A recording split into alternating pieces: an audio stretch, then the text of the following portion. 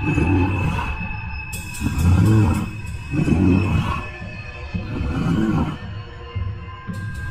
ওখানে? পেছনে তাকিয়ে দেখে কেউ নেই। চারপাশে ভুতুরে পরিবেশ, গা ছমছমে ব্যাপার। হঠাৎ কোথা থেকে যেন হাড় চিবানোর শব্দ ভেসে আসে। কে শব্দ করছে? হঠাৎ সামনে তাকাতেই দেখতে পেল তার হাতে থাকা মাছটির মাথা ঝুলছে, বাকি অংশটুকু নেই।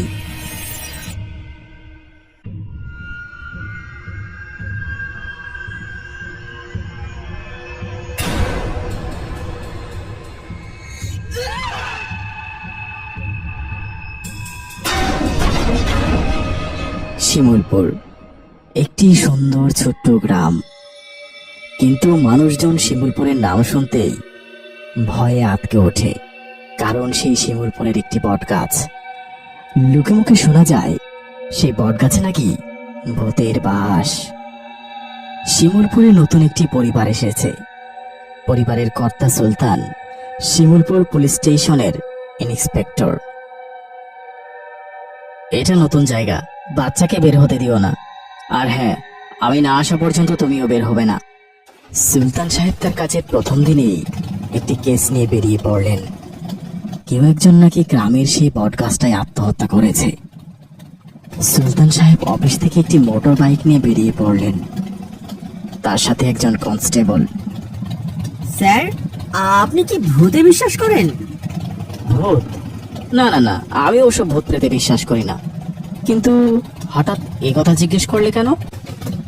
না স্যার, আসলে যে বট গাছের সাথে আত্মহত্যার ইনভেস্টিগেশনে আমরা যাচ্ছি, ওইখানে এর আগেও অনেক আত্মহত্যা করা লাশ পাওয়া গেছে। কি বলছো সেলিম? তার মানে এটাই প্রথম ঘটনা নয়? না স্যার, এরকম কয়েক বছর ধরে হয়ে আসছে। গ্রামের সবাই বট গাছকে অনেক ভয় পায়। সবার ভাবনা এসব বট গাছে থাকা ভূতের কাণ্ড। আরে ওসব নয়, ভূত প্রেত বলতে কিছু নেই। এরপর দুজনেই বট গাছটার নিচে গিয়ে দাঁড়ালেন। আশেপাশে কাউকেই দেখতে পেলেন না।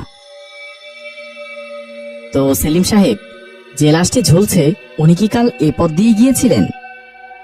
তাই তো শুনলাম স্যার। কেন? সে জানতো না এই জায়গা দিয়ে যাওয়া নিষেধ? ছেলেটা শফিক চাচার মেয়ের জামাই। সপ্তাহখানেক আগে বিয়ে হয়েছে। কাল নাকি শ্বশুর বাড়ি যাচ্ছিল এই পথ ধরে। বুঝলাম। সুলতান বাইকের পাশে দাঁড়িয়ে গাছে ঝুলে থাকা লাশটিকে দেখছিলেন। হঠাৎ তার চোখ বাইকের লুকিং গ্লাসে পড়তেই দেখতে পেলেন একজন লোক দূর থেকে তাদের উপর নজর রাখছে। সুলতান সেদিকে তাকাতেই লোকটি আড়ালে চলে যায়। কিন্তু আমার একটা বিষয় বড় অদ্ভুত লাগলো জানো তো। যে স্থানে এমন ঘটনা ঘটে সেই স্থানে মানুষের ভিড় জমে যায়। এইখানে তো আশেপাশে কোনো মানুষের চিহ্নটুকু নেই। আপনাকে তো বলেছিলাম স্যার, এই বট গাছের নিচ দিয়ে কেউ একলা ভুলবশত যায়, এরপর তিনি যে কোনো ভাবে এই গাছে গলায় দড়ি দিয়ে আত্মহত্যা করে থাকে। এই যে নমুনা তো নিজের চোখেই দেখলেন। আমারও সব একদমই বিশ্বাস হয় না।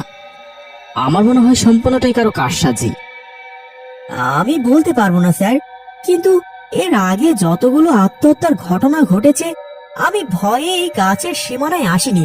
আজ আপনার সাথে এসেছি। তুমি আসনি, অন্য পুলিশরা তো এসেছে তাই না? তাদের কি কোনো ক্ষতি হয়েছে?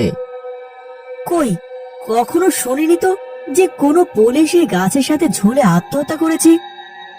হ্যাঁ বুঝলাম, কিছু একটা ঘটেছে লুকোচক্ষের আড়ালে। ও হতে পারে স্যার, কিন্তু আমার এসবে অনেক ভয়। বাড়িতে এক ছোট্ট কন্যা শিশু ও স্ত্রী নিয়ে থাকি। কনস্টেবলের আর কতই বা বেতন হবে, বুঝতেই তো পারছেন।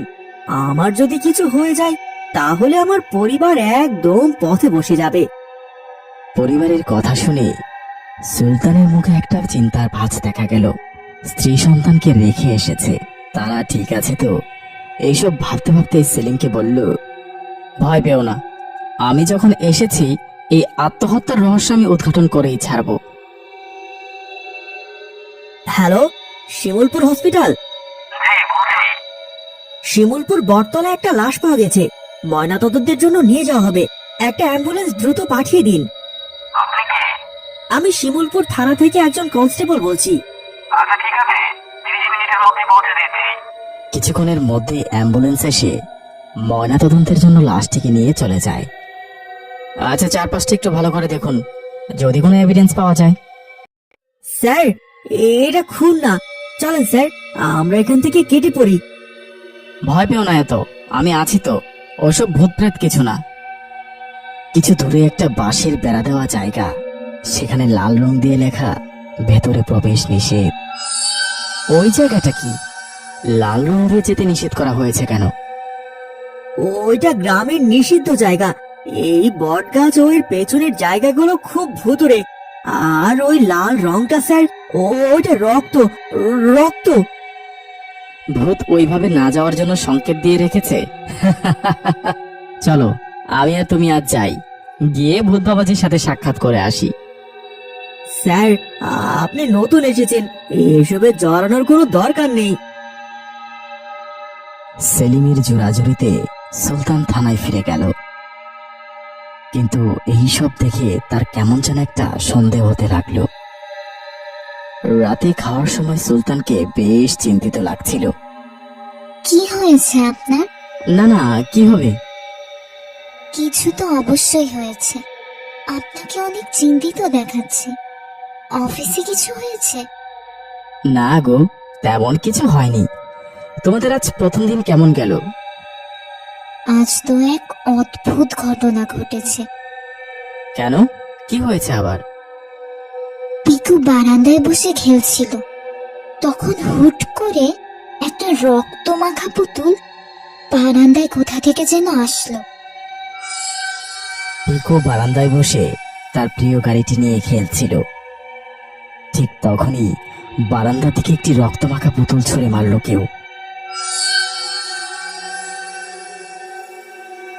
তারপর কি হয়েছে? কই সেই পুতুল, নিয়ে আসো তো। আচ্ছা, আমি নিয়ে আসছি। এরপর রেনু বেগম পুতুলটি নিয়ে আসলো। সুলতান পুতুলটি হাতে নিয়ে উল্টে পাল্টে দেখতে লাগলো। এমন সময় খেয়াল করলো সেখানে একটা চিরকুট আছে। নিজের ভালো চাইলে চলে যায় এখান থেকে। পুতুলের চিরকুটটা দেখে সুলতানের ওই বাঁশে ঘেরা জায়গাটার কথা মাথায় আসলো, কিন্তু সে কিছুই বলল না। রেনু, এইসব কিছু না, ভয় পেও না তো। আর এটা রক্ত না, রং। ঠিক আছে, কিন্তু প্রথম দিনে এমন কিছু ভালো ঠেকছে না আমার। ঠিক চিন্তা করো না এত, যাও গিয়ে ঘুমিয়ে পড়ো। সবাই ঘুমিয়ে পড়লে একবার সেখানে গিয়ে আমাকে দেখে আসতে হবে।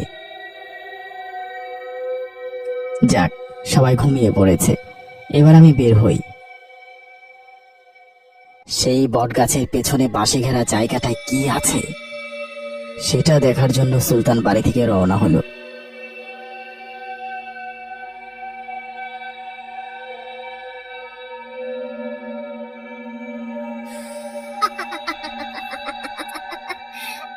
কি ব্যাপার, যেখানে একটা মানুষের পা পর্যন্ত পড়ে না সেখানে হাসির শব্দ? কিছুটা ভয় পেয়ে গেল সে, কিন্তু পিছু হটল না। শব্দটা বাঁশের বেড়ার ওপাশ থেকে আসছে। সে বাঁশের বেড়ার ফাঁকা অংশ দিয়ে দেখতে পেল ভেতরে আগুন জ্বলছে। আগুনের চারপাশে কিছু মানুষ বসে আছে। সুলতান সব কথা কান পেতে শুনে নিল। তার আর কিছুই বুঝতে বাকি রইল না এখানে কি চলছে। এমন সময় পায়ের আওয়াজ পেয়ে সে সেখান থেকে সরে পড়ল।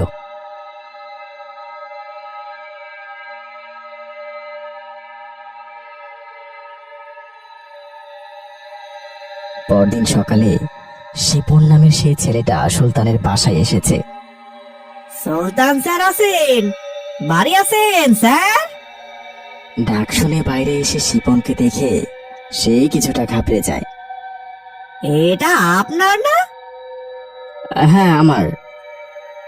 আপনার ছেলে ভারী মিষ্টি, কিন্তু লুকিয়ে তো সবই দেখে ফেলেছেন।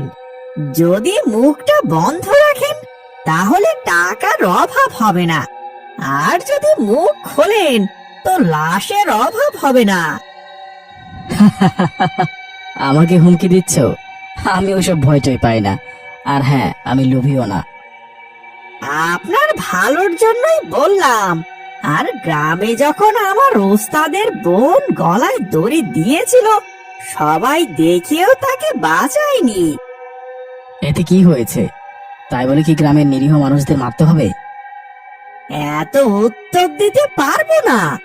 গ্রামের সবাই ভাবে সেখানে ভূতের আস্তানা, আর সেটাই ভাববে সারা জীবন ওদের চোখের আড়ালে আমরা এসব করে যাব, কেউ কিছুই করতে পারবে না। সুলতান হতভম্ব হয়ে দাঁড়িয়ে রইল। শিপন চলে গেল। এত বড় ভুলটা কি করে করলাম আমি? ব্যাগটা কখন পড়ে গেল?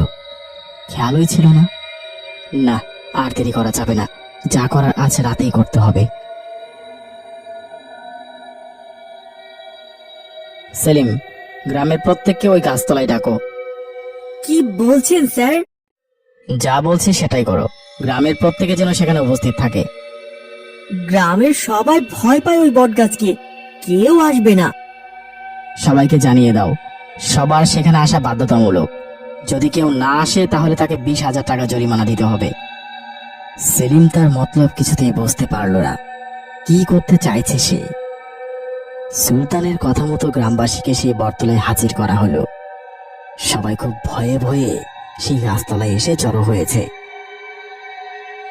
আজ আপনাদেরকে অনেক বড় একটা সত্যি সম্পর্কে জানাবো। কি সত্যি? কেন এখানে এসে জানানো লাগবে? এই ভূতের জায়গায় আমাদের কি প্রাণের মায়া নাই? কিচ্ছু হবে না, আপনারা শান্ত হন। এরপর কিছুক্ষণ থেমে নিজের পকেট থেকে মোবাইল ফোনটা বের করে। আমি কাল রাতে এখানে এসেছিলাম, আর আমার ফোনে একটা ভিডিও রেকর্ড করি। সবাই একটু মনোযোগ দিয়ে দেখুন। ওস্তাদ, শুনলাম নতুন ওসি আইছে, অনেক সাহসী। আরে কত সাহস আমরা টাকা দিয়ে কিনে নিলাম। আচ্ছা যা, বট গাছের নিচে পাহারাতে গিয়ে যারে দেখবি তারে মেরে ঝুলিয়ে দিবি, কোনো রিস্ক রাখা যাবে না। আচ্ছা ওস্তাদ। আর এই যে এখানে 1,000টি ইয়াবা আছে, কাল এইগুলো রাতে ডেলিভারি হবে। আচ্ছা ওস্তাদ, ওই কাজটা আমি সাইরা ফেলবো নে।